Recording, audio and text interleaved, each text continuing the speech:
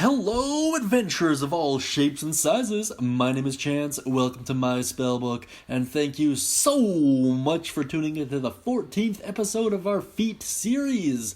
Today we're going to be taking a look at the tough guy feat, Durable. Durable is found in the player's handbook, and it is an interesting feat in the way that the people who benefit most from it are not the people you might think.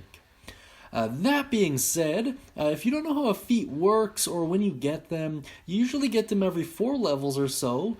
Some classes get a little bit more than others, but for the most part everyone gets them every 4 levels.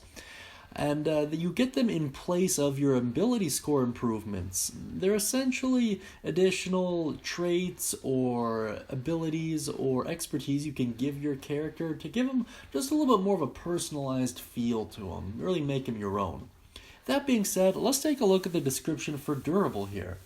So, great news is there's no prerequisite for it, so anyone can use it of any race, class, skill sets, doesn't matter. And the description reads as followed. Hardy and resilient, you gain the following benefits. Increase your constitution score by 1 to a maximum of 20.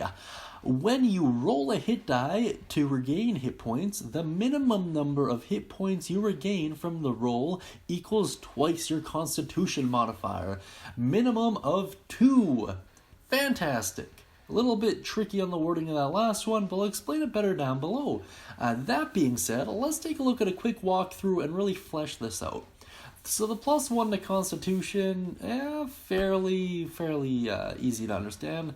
What you need to know about the second bullet point there is your minimum hit die roll. It equals twice your Constitution modifier.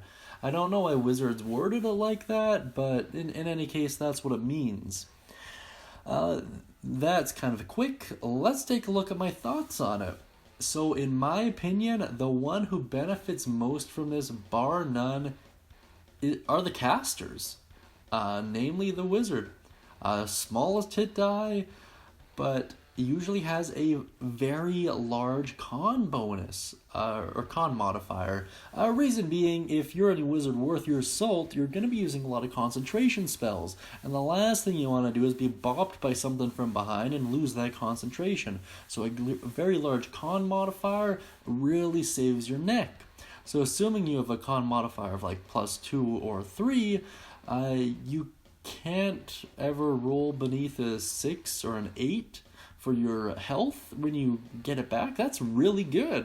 That's fantastic. That's above your maximum roll sometimes. So they're the ones that gain the most from it.